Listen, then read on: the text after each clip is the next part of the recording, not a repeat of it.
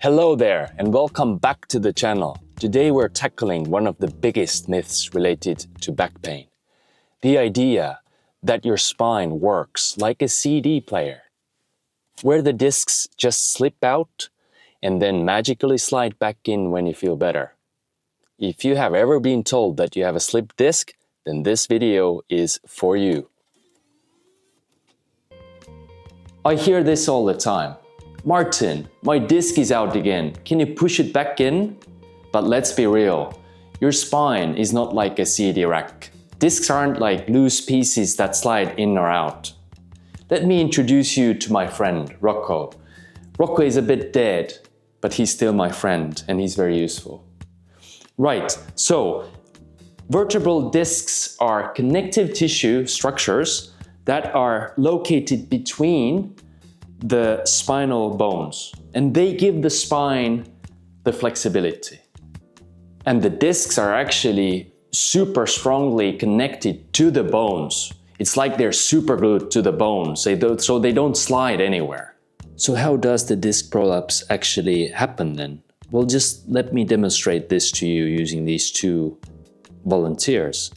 If we cut that volunteer into half, and then we're looking the volunteer from the side. So when we're looking at MRI from the side, then so here is the front of the body, this is the back side of the body, this is where the spine is, and this is the spinal canal. Down here we have two examples of disc prolapses. And if we look at the back side of these discs, it looks like they are protruding out. So that's where the name is also coming from, disc protrusion.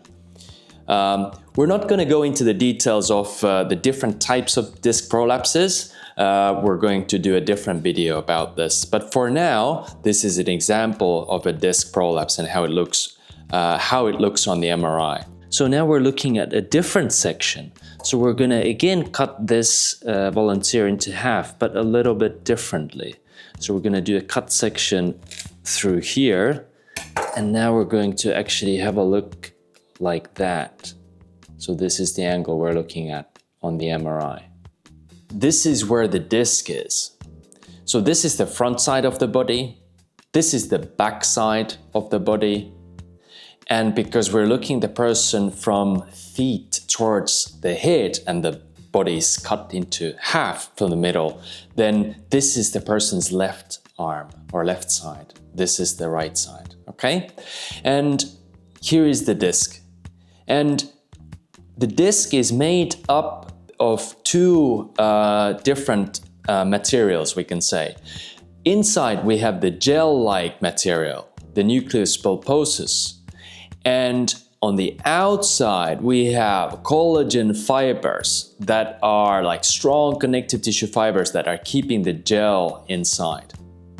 Now, if we look at the healthy side of the disc, then on the healthy side, we see that this shape here is quite nice, and we can see the spinal nerve coming out from the spinal cord in here. So this is the spinal nerve going into the leg.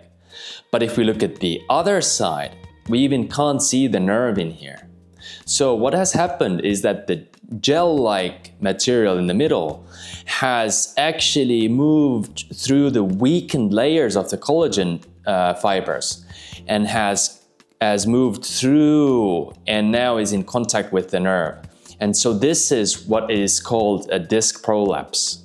And now this is very likely to cause symptoms in the person's left leg, sciatica symptoms, such as pain, numbness, tingling, and strength loss as well, possibly. If you have disc prolapse in your lower back and sciatica, and you start to feel better, it's not the disc that is sliding back in. It's the body that is doing the hard work behind the scenes by sending specialized cells called macrophages into the area that are cleaning the extra disc tissue or the prolapsed material in the area. And they also help to calm down the inflammation. If you are one of those people with a massive disc prolapse and you may be more worried of the negative consequences. Research is actually showing with the follow-up MRI scans that the bigger the initial disc prolapse is, the better the chance for the reabsorption of that tissue.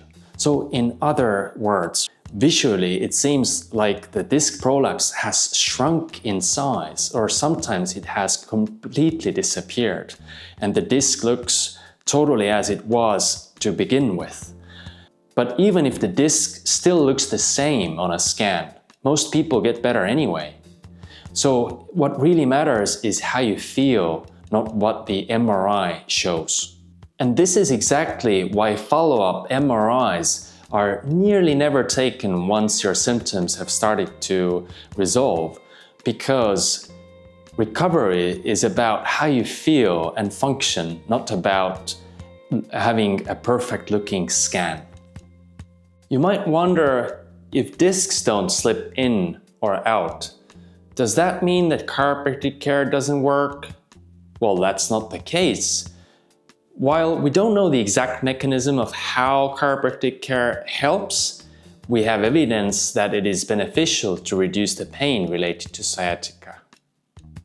So to summarize, if you're one of those people who has been suffering from lumbar disc prolapse and related sciatica for a month or two and feel pretty hopeless because the symptoms are pretty nasty, all I can tell you is that it's very likely that luck will be on your side, and it will just take a little bit time until the symptoms resolve completely without the need for surgery.